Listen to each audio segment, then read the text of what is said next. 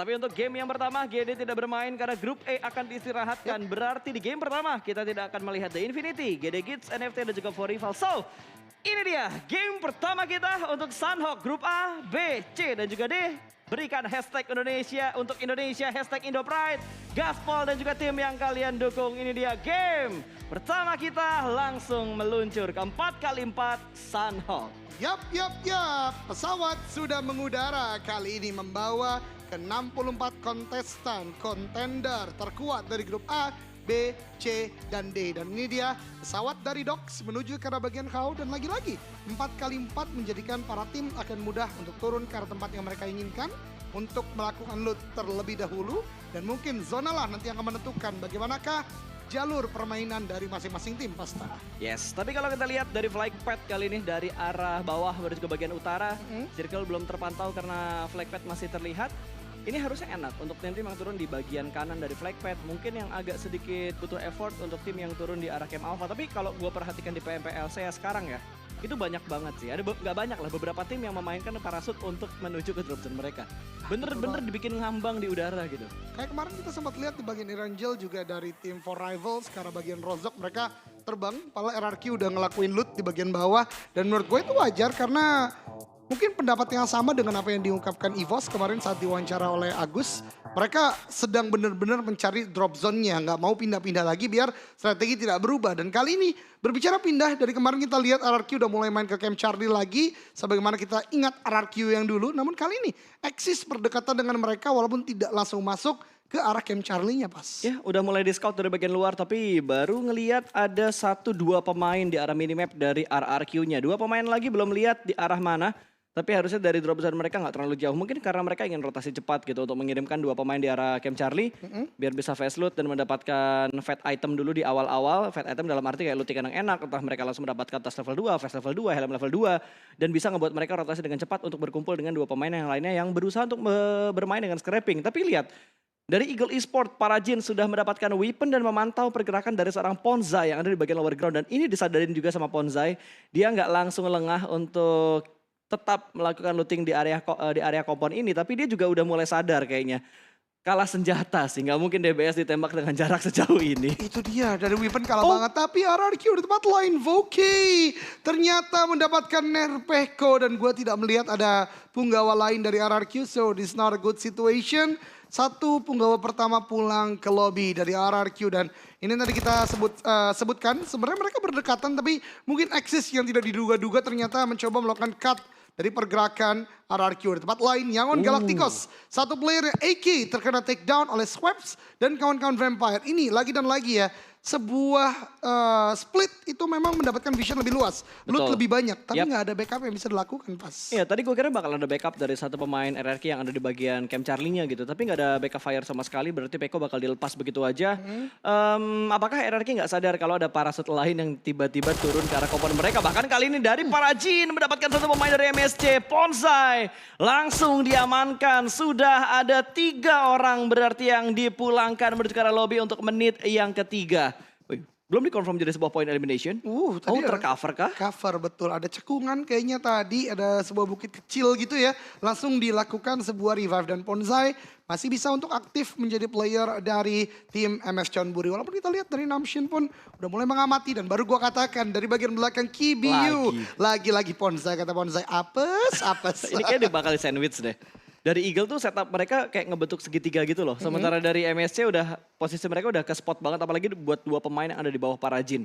Mungkin Parajin yang bakal mendapatkan confirm elimination untuk ke arah pemain MSC karena Ponzai berhasil diselamatkan lagi. Jarak setinggi ini stepnya kedengeran nggak, Jan?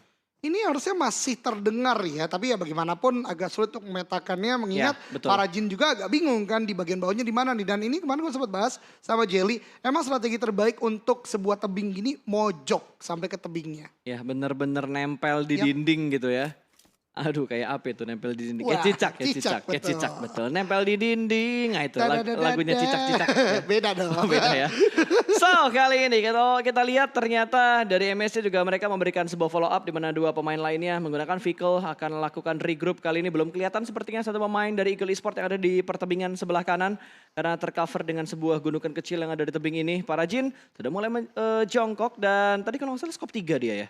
Iya, dengan KBZ tentunya. Dan ini tidak terlalu baik ya menurut gua karena kalau mengingat zona pertama tadi agak sentral. Heeh. Walaupun Pulau Alpha juga masih masuk sebagaimana kali ini di bagian atas dari Camp Alpha masih masuk. Namun mereka harus sudah mulai membangun sebuah pergerakan. Dan Eagle sepertinya menyadari hal tersebut. Bahkan seorang Parajin belum punya helmet, dia belum punya first aid juga. Dan kalau dari gerakan tadi gue suka banget. Berarti dia udah sering main di bukit seperti itu. Dia tahu cara turunnya adalah pelan-pelan dari setiap step-step kecil bukit Camp Alpha. Betul, untuk menghindari damage ketika Betul. dia turun dari atas tebingnya ya. Dan ini dia, pertemuan yang udah nggak tahu keberapa kali antara Bigetron dan juga Face Clan, di mana Bigetron yang agak sedikit ngepres ke arah Face Clan-nya. Karena ini biasanya tempat yang digunakan oleh tim lain untuk mengintai Bigetron ketika Bigetron punya drop zone di arah bootcamp. Tapi karena Bigetron udah nggak turun di arah bootcamp, kali ini tempatnya terlebih dahulu dikuasai oleh Face Clan tentunya. Dan EVOS sudah mulai terpantau laser seorang diri berada di bagian dalam dari sebuah shake. Dan kali ini Kid dengan sangat sabar melakukan pergerakan nggak langsung masuk ke arah shake ini.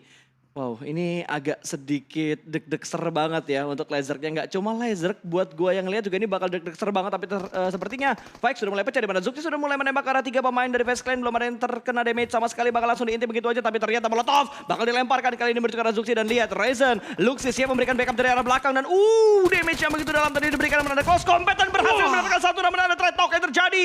Tony K cukup low HP-nya, namun masih bisa untuk melakukan healing dan backup demi backup juga sudah mulai dilakukan oleh Face Clan. Sementara pemain-pemain dari Bigetron jaraknya belum dekat untuk menyelamatkan seorang Zuxi. Betul, tadi sebuah penarikannya mungkin tidak terlalu on point-nya dari tim Bigetron sendiri. Sangat disayangkan tentunya karena tadi bagaimanapun Zuxi akhirnya ter-take down dari jarak yang cukup jauh. Face Clan justru berhasil untuk melakukan revive Pasta. Betul. Karena memang mereka tadi masih ada cekungan dimainkan lagi dan lagi. Split selalu ada sebuah kerugian besar ketika mereka sejauh ini. Ya, dan ini line up yang dimainkan Bigetron, mereka tidak memainkan Liquid. Mungkin seperti yang pernah dianalisa oleh Agus, di mana Bigetron dengan line up yang seperti ini adalah line up mereka untuk bermain dan mencari eliminasi yang banyak. Betul. Berbeda dengan halnya dengan setup yang biasa menggunakan Liquid juga. Tapi Voke yang tadi kita bahas sebelum game ini berjalan, sudah mulai mendapatkan satu pemain my dari God. tim APG. Ini akan sangat sulit untuk di backup karena itu jauh banget dari teman-teman APG yang lainnya. Ya betul banget, Voke ya, game ini menurut gue cukup bersinar dia karena 2 kali memberikan sebuah surprise. Tadi pertama ke RRQ Nerpeko, kali ini kepada satu player dari APG. Dan bahkan akan menjadi sebuah confirm sepertinya karena cukup jauh dari kawan-kawannya. Udah half HP, bahkan Voke langsung bergerak. Dan ini gue suka, disiplinnya adalah tidak berdiam diri di satu titik yang sama. Akhirnya mulai bergerak dan ini bisa berbahaya bagi APG. Ketika melakukan revive, ini gue katakan tadi, udah cukup low HP, satu player lagi masih ada tembakan ke arah bagian depan. Low HP banget, tinggal net di-cook. Iya, Ini betul. dia. 2, 1, lempar ke depan, matang sekali, meletup di sana, knockdown, 1, knockout sepertinya, satu lagi masih low HP. Betul, dan proses revive yang gagal. What? Tapping fire-nya begitu menyakitkan dari seorang Voke, namun ada counter shoot yang membuat Voke tidak komit dalam melakukan pick ke arah pemain-pemain dari APG. Dan lagi-lagi kali ini satu pemain bakal tersandwich, namun di arah lain EVOS sudah mulai bertemu dan wow, Laser dapetin satu. Kit tinggal di belakang berarti tadi. Betul, sebuah surprise berarti ya. Betul. Laser tadi juga ada tembakan dari pemain EVOS lainnya, berarti tim Secret 2 tumbang dengan surprise juga. Di tempat lainnya gue katakan Shroud penyelamatannya justru membuat sebuah kerugian. Mika udah bergerak lagi, APG the wild card mainnya wild banget. Mereka tidak berdiam satu titik, 2 player dari Nggak APG dipulangkan ke lobby. Dan ini menurut gue bukan fight yang sulit untuk eksis karena mereka gak butuh untuk bergerak banyak. Ya betul, bahkan setup mereka udah nyebar banget gitu. Ini bakal memaksa pemain-pemain dari APG pindah ke tempat yang lebih aman tentunya. Tapi ternyata masih bertemu lagi antara EVOS dan juga tim Secret. Mereka kayaknya bakal komit dalam melakukan fight. Dan Martoy mendapatkan satu pemain laser tumbang begitu aja. 2 player terknockdown dari tim EVOS. Dan masih ada backup dari 2 pemain EVOS yang lainnya. Tapi Kid segera mendekat menuju ke arah EVOS. Di mana Redface dan juga Laser sedang terknockdown. Wow, tadi udah menumbangkan 2 player dari tim Secret. Jumper berhasil untuk di-revive dan sekarang justru keadaan berbalik karena lagi dan lagi positioning dari tim Secret tadi terlalu baik. Mereka mendapatkan beberapa titik jauh dan akhirnya EVOS kali ini kehilangan 2 playernya. Namun masih ada 2 player, masih ada kesempatan juga karena ini juga gak terlalu jauh dari zona. So, let's hope for the best untuk EVOS Reborn juga. Ya betul, bahkan tadi kalau kita perhatikan dari arah minimapnya itu benar-benar nggak kelihatan 2 player EVOS yang lainnya berada di arah mana. Berarti split yang mereka lakukan agak terlalu jauh nih Jan. Ya, Tidak ada betul backup fire dari 2 pemain EVOS yang lainnya. Bahkan tidak ada follow up yang begitu cepat. Mungkin karena mereka bermain 2-2 dengan split yang jauh untuk mengamankan checkpoint terlebih dahulu di bagian zona yang lebih nyaman. Ya tentu sangat disayangkan tadi ya sebuah perang yang menghasilkan 2 player EVOS harus pulang ke lobby. Namun yang seperti mana gue katakan, ini masih ada kesempatan. So, let's hope for the best. Zona pertama belum menutup, bahkan sudah ramai. Udah ada sekitar 10 pemain yang pulang ke lobby dari banyak tim yang berbeda. Betul. Dan ini menandakan memang ada evaluasi tadi malam, tapi ternyata ada kesamaan pikiran juga yang terjadi di PAS. Yes, dan dari Geek Fam mereka mengamankan rumah pinggir sungai ini, rumah yang kalau di Indonesia itu diberebutkannya sama banyak tim. BTR suka ngambil tempat ini, Aura suka mengambil tempat ini, Voin juga suka mengincar tempat itu. Betul. Tapi di sini kayak nggak ada yang memperebutkan gitu. Cuma Geek Fam doang yang mendapatkan setup yang cukup nyaman di bagian rumah pinggir sungai ini. Dan tadi circle kedua update-nya ke arah mana ya? Circle kedua, kalau gue lihat di bootcamp ini masih masuk, berarti mungkin condong Oke. ke arah Bravo ya harusnya ya. Agak sedikit ke arah bagian kanan, mungkin masih mendonat sedikit, dan ya drone kita lagi terbang tadi ya. Dan ini dia di bagian atas agak turun ke arah bagian bawah, berarti ya mendonat ke arah bagian sentral lah dari Pulau Bravo harusnya. Bootcamp, Paradise, Painan harusnya masih Ya, masuk untuk betul. circle yang kedua. Betul. Dan ini dia BN United, tim yang akhirnya berhasil untuk melakukan pengusiran ke arah NFT, menguasai dari Novo sepenuhnya. Dan kali ini udah mulai bergerak dari bagian utara. Axis udah dapat 2 elimination, 3 bahkan dapat Groza juga. Tapi Betul. nggak diambil oleh Nggak Voki. diambil atau mungkin diambil, oh nggak diambil. Nggak diambil, Grozanya nggak diambil. Mungkin bakal dikasih sama pemain Axis yang lainnya.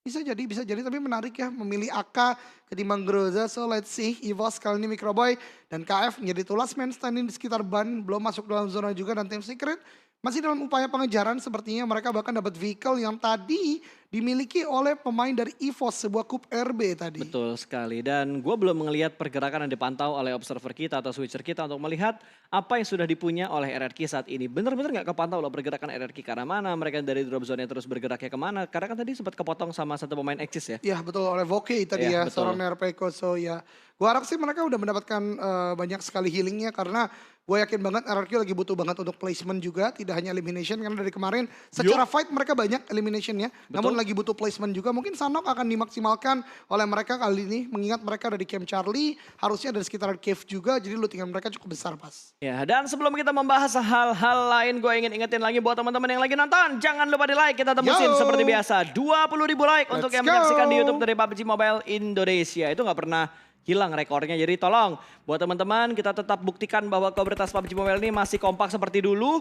Hashtagnya, dukungannya, like-nya jangan lupa dilakukan. Ya, sembari kita menunggu tim Indonesia Fight kali ini lagi dan lagi eksis, dan APK bakal bertemu di mana sudah menunggu di bagian ujung dari rumahnya. Granat bakal dilebarkan namun pintu dimainkan malah memberikan damage karena temannya sendiri. Ini cukup unik ya tadi ya pas ya. Timingnya pas banget. Voke langsung lagi semangat-semangatnya kan. Aduh hai, kena granat. Tapi Mika langsung membalaskan kesalahannya tadi. Langsung memberikan sebuah knockdown. Menyisakan satu player lagi dicari. Berdansa di bagian dalam. Namun itu dia. Oh, no. Onyx dapat satu. Dikonfirm gak? Tidak sempat. Bahkan rata kali ini APG Basta ke lobby. Dan RRQ Mort pun dipulangkan juga. Wow, berasa temponya ya. Habis mancing hype, berasa sedihnya ngelihat satu pemain Indonesia dipulangkan ke arah lobby. Nice try tentunya, tapi masih ada 2 pemain lagi dari tim RRQ yang masih bertahan. Masih utuh nih, 3 tim Indonesia. Timnya masih utuh, tapi kondisi timnya sudah mulai pincang. Pemain-pemain dari EVOS dan juga RRQ serta Bigetron. Ya betul banget, ketiga tim kita yang bermain kesempatan kali ini sudah tidak utuh secara 4 pemain. Tapi tentu semangatnya masih besar, gue doakan akan lebih luar biasa. Amin. Zona ketiga sebentar lagi nih akan mulai muncul. Dan itu dia Asa pun juga Voldemort. Berarti ini udah mendekati ke arah bagian bootcamp dari posisi Vampire. Berarti mereka bergerak dari bagian selatan kayaknya. Yap. Dari RRQ, bener banget. Sesuai Betul. dengan Camp Charlie berarti ya, bergerak dari bagian bawah. Vampire udah kuat banget tuh stop, udah punya Groza, M4, Ravenclaw yang biasanya bahaya banget juga dari jarak jauh. Harusnya udah cukup mapan secara weapon, namun healing mereka nggak maksimal, nggak ada first aid, nggak ada medkit, nggak ada boosting bahkan. Ya mungkin udah di store ke arah satu orang. Bisa Jan. jadi, bisa jadi. Untuk mencoba bermain healing karena terbukti healing sangat efektif kalau dimainkan di Sunhawk. Ya, itu dia. Dan kemarin gue sempat berbicara juga pas ke lu kayak ini pastinya akan jadi permainan mental lagi karena tahu tim-tim CA ini biasa betul. nge-heal. Betul. Kalau tim kita nggak nge-heal kayak Malah timing healingnya ya kalau lo perhatikan di tim-tim CA ini itu horor banget loh. Mereka tuh bergerak Jan. Betul. Healing mereka tuh bener-bener mendekat ke arah zona. Berbeda dengan healing yang biasa dilakukan oleh tim-tim Indonesia di mana mereka bakal menahan di satu tempat. Terus mereka tungguin sampai ngelihat jumlah live-nya berapa. Dan mereka akhirnya ngelepas healing kalau misalkan healing mereka udah masih ada ataupun udah habis gitu. Tapi kalau di entah kenapa gue ngeliat di saya healing mereka tuh jalan kayak kacang susu. Iya. Dia tuh nggak stay di tempat tapi dia bener-bener bergerak pelan-pelan sampai ngelihat apa yang terjadi di dalam zona dan bisa ngambil kesimpulan serta keputusan gitu. Kapan dia nembak atau mereka bakal fokus aja untuk melakukan healing. Ya bukti konkretnya kemarin Kacang Susu bisa mendapatkan satu player yaitu dari GD ya. Iya. Dan akhirnya bisa menjadi di peringkat kedua. Dan itu menurut gua sebuah paket komplit ya. Karena healing biasanya cenderung diremehkan oleh komunitas. Oh bisa nge-heal doang lu, Betul. bisa nge-heal ambil jalan. Tapi dia ternyata mainin momentum, mentalnya kuat juga. Betul. Tangan tidak bergetar, dapat satu elimination juga kemarin. Ya, tapi yang gue heran kenapa tiba-tiba ada QB yang jatuh dari tebing mungkin. Kuramanya udah diangkat, Bos. Kuramanya udah diangkat. Bener juga dan bukan dari tebing ternyata dari sebuah vehicle yang dia punya kali ini. Ada smoke setup untuk menyelamatkan seorang QB tapi press yang dilakukan oleh FaZe Clan tidak ada hentinya. Dua angle yang berusaha untuk mendapatkan sebuah confirm elimination. Wall smoke sudah mulai dibangun dan harusnya QB akan bisa dibangkitkan kembali. Wih, spoiler. Wih, spoiler. Apakah iya?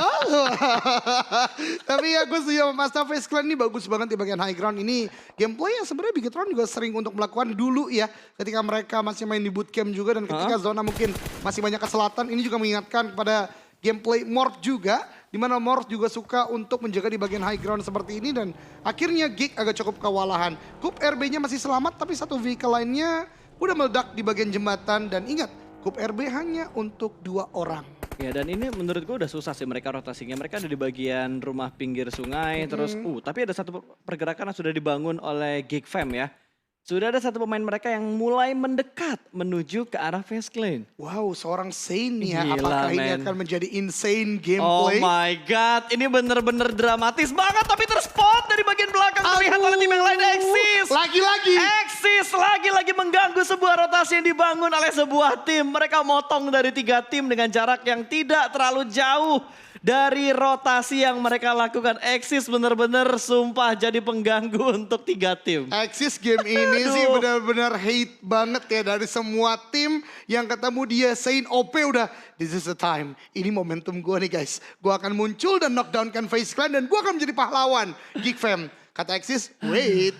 Ini yang jadi pusing tuh teman-teman Geek Fam yang lainnya. Betul. Antara mereka fokus rotasi atau mereka nyamperin satu pemain mereka yang dikenal oleh tim Exis. Dan berbicara tentang tim Indonesia yang kita tunggu-tunggu fight-nya kapan. Tapi kali ini KF dan juga Microboy. Ternyata 2 pemain Indonesia ini cukup dekat dengan V-Gaming. Chua yang akan menjadi palang pintu untuk pergerakan dari 2 player EVOS. Iya betul banget. Tapi V-Gaming lihat pergerakan mereka udah mulai beralur. Berarti menandakan sedang ada cobanya mereka untuk masuk ke dalam zona. Mengingat sebentar lagi zona keempat. Reduksi circle terbesar di Sanok tentu terjadi di zona tersebut. Oleh karenanya udah mengirimkan Chua mengamati ke arah compound bagian depan. Tapi tidak terlihat ada orang. Karena memang Microboy dan juga KF tidak membuat sebuah step.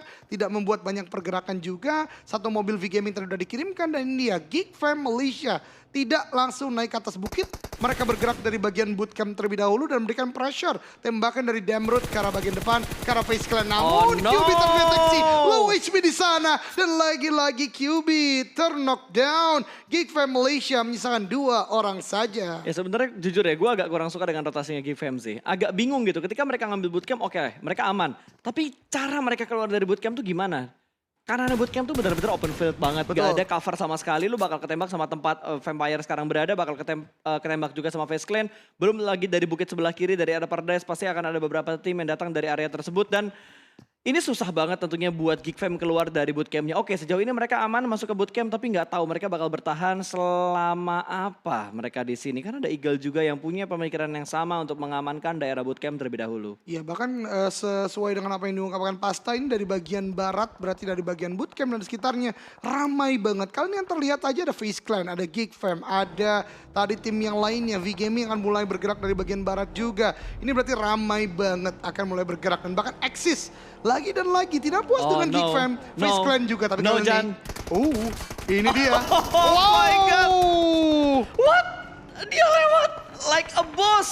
Selamat 2 pemain yang lewatin 3 pemain dari Onyx. Namun kali ini harus dihentikan pergerakan vehicle-nya karena sudah terlanjur low. Beberapa pemainnya bahkan 1 pemain mereka sudah berhasil diamankan. Threat knock pun terjadi antara V-Gaming dan juga tim Onyx. Ternyata Secret join the fight dan GZ pun bakal dipulangkan menuju ke arah lobby. Kali ini V-Gaming tidak akan dihentikan lagi langkah mereka karena Onyx setup yang mereka bangun untuk memotong rotasi dari V-Gaming sudah mulai terpecah belah. perlahan-lahan. Tapi ini dia net dari Sembai memberikan damage juga. V-Gaming udah mulai mendekat kali ini. Sembai tiba-tiba menjadi satu orang saja dari Onyx. Dan ini akan cukup kesulitan. V-Gaming masuk ke arah bagian dalam. Ada vaulting ke arah bagian kiri luar. Sembai masih bertahan di bagian depan compound. Namun lihat V-Gaming benar-benar marah mereka masuk dalam compound mencari Sembai di mana akan ada pergerakan. Dan ternyata tembakan yang on point dari Tom ke arah Sembai. Dan justru posisi dari tim Onyx kali ini dikuasai oleh V-Gaming. Ya, dan kita berpindah menuju ke arah bootcamp di mana ada dua tim yang berusaha keluar dari bootcamp. Namun Geek Fam sepertinya rata. Mereka dipulangkan menuju ke arah lobby. Eagle Esport berhasil menguasai area bootcamp. Tapi mereka masih punya PR. Gimana cara mereka keluar dari bootcamp karena Vampire? Angle dari keempat pemain Vampire sudah terfokuskan ke arah bootcamp. Iya betul banget. Di tempat lain Vampire juga benar-benar udah melakukan sebuah gatekeep. Axis dia juga melakukan fight. Axis, Face Clan mereka ratakan. Dan lihat 9 total elimination udah dibukukan oleh Axis. Ya, ini pelan dan pasti tanpa kita sadari Axis sudah mendapatkan 9 elimination.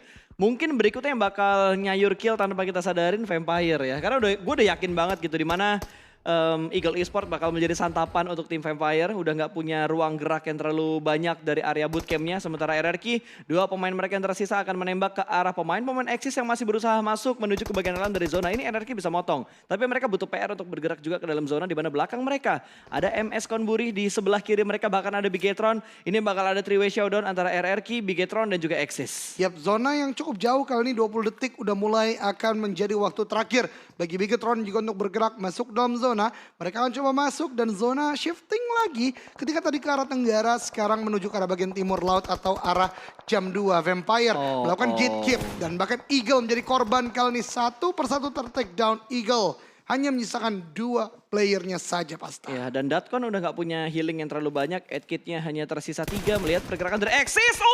Ternyata Faris juga melihat keberadaan dari seorang Datkon. Dan Datkon tidak akan punya timing untuk melakukan healing lagi. Langsung memasakkan diri dalam melakukan pick. Tapi Blue Zone yang begitu menyakitkan membuat Datkon pun tumbang. Berarti dari Eagle Esport mereka hanya menyisakan 1 player aktif saja. Bahkan Axis yang berusaha naik ke bagian perbukitan pun dipotong rotasinya oleh RRQ. Asa mendapatkan poin pertama untuk RRQ Ryu. Ya betul banget, Faris akan menjadi last man standing. Oh no, tidak jadi menjadi sebuah elimination karena memang tadi karena play zone. Faris di sini udah sangat low HP, first aid tidak sempat. Kacang susu lagi dan lagi. Dengan first aid yang banyak, Vampire kali ini akan coba bergerak ke arah bagian depan. Ternyata Gatekeeper terlalu lama di bagian luar. Tergatekeep lagi kali ini oleh MS Konburi di mana RRQ menembaki. Vampire juga menembaki, namun tembakan dari Vampire lainnya itu 2 stops yang udah masuk dalam zona memberikan knockdown ke arah MS Konburi. Iya, bahkan kali ini satu persatu pemain dari Vampire sudah dipulangkan menuju ke arah lobby. RRQ masih bertahan dengan asa seorang diri aja. Ada tembakan menuju ke arah bagi untuk mendapatkan 2 pemain dari tim MSC. Namun ternyata Bonsai mendapatkan sebuah blind spot dan berhasil mendapatkan 1 pemain dari Vampire. Last man standing kali ini Ravenclaw yang tersisa dan Bigetron di arah lain mereka dipulangkan ke arah lobby. Nice try tentunya untuk Bigetron Red Alliance. The Xavier juga pulang ke lobby. Kali ini ada di bagian tengah tim Secret ternyata udah menguasai banget EVOS. Masih bisa bergerak dari bagian kanan atas. Sementara Vampire, Bonsai. Nasty shot. Betul, headshot dengan bunyi ting. Sekarang enak ya kalau kita ngelihat satu pemain di headshot, untuk lebih memastikan kita dengerin bunyinya aja. Ya betul banget, itu benar-benar tanda headshot yang kelenting, knockdown. Dan ini juga RRQ, nice try di peringkat ke-10 dengan 2 elimination.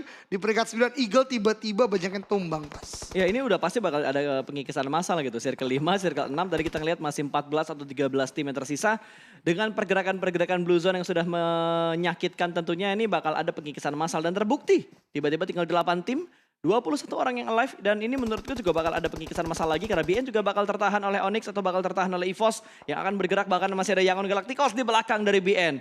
Lagi-lagi satu angle di bagian belakang yang mungkin tidak tercek, mungkin White Cat yang bakal menjadi korban dari seorang Lord atau bahkan seorang Silence yang masih menjadi ninja di bagian tengah dari smoke-nya, di mana 2 pemain dari Yangon sudah membangun pergerakan ke arah sebelah kanan.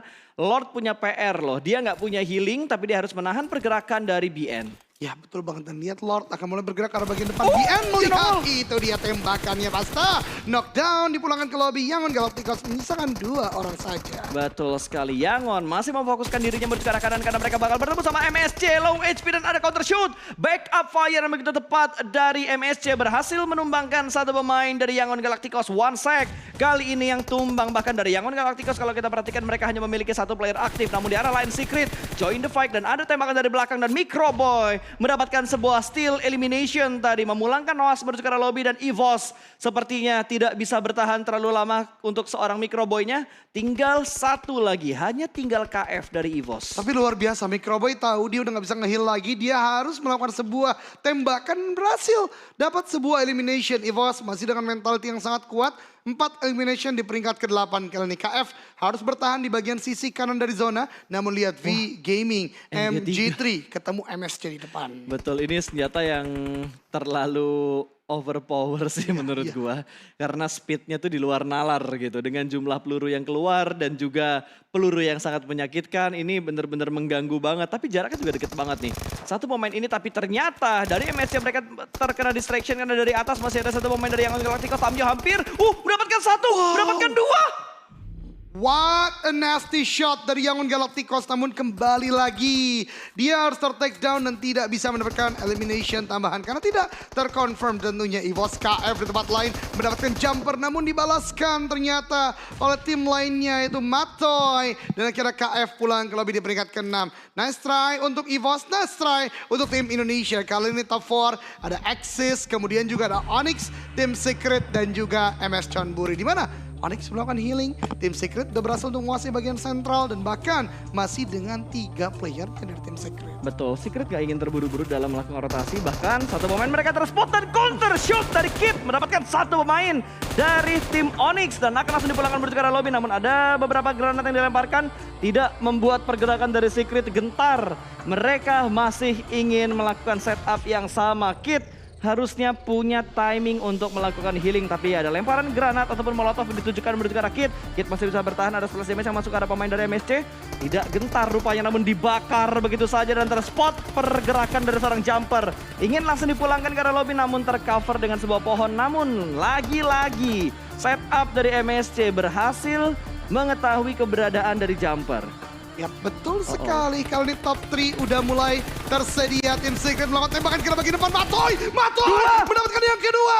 MSC yang tadinya memulai hari di bagian late game ini dengan 4 player menyisakan 2 saja pasta. Betul, bahkan kali ini Kit juga berhasil mendapatkan yang berikutnya lagi. 8 elimination sudah dikumpulkan dan hanya menyisakan the last man standing untuk MSC yang masih melakukan prowling. Tapi sepertinya dari Kit nggak terburu-buru untuk mendapatkan seorang Jasper. Molotov akan dilemparkan mendapatkan sebuah confirm elimination 1 lawan 1 di bagian dalam dari circle-nya. Low HP dari seorang Kit, sementara Mato yang ditugaskan untuk mengintip dan winner chicken dinner berhasil diamankan oleh MSC di game yang pertama. Luar biasa sekali permainan dari MS Chonburi dari bagian utara. Mereka mendapatkan 12 elimination clutch di bagian akhir. Dan itu dia teman-teman semua, kekuatan 4 player yang masih bisa sampai ke bagian late game. Ya, tapi Matoy bener-bener gila banget men. Dia ngedapetin 2 pemain. Cuma tadi agak sedikit lama backup yang dilakukan oleh seorang Kit. But congratulations untuk MS Chonburi yang berhasil mendapatkan winner chicken dinner dengan 12 elimination di game yang pertama. Ya betul banget, sebuah permulaan yang cukup baik ya, mengingat MS Chonburi juga di hari pertama tidak terlalu maksimal. Mereka dari peringkat ke-15 dan ini menandakan juga tim-tim Indonesia lainnya harus mulai step up karena pengejaran pasti bisa dilakukan oleh MS Chonburi pun juga tim Secret yang ada di peringkat kedua. Berarti semangat baru, gue doakan tim Indonesia di game-game berikutnya akan lebih luar biasa lagi.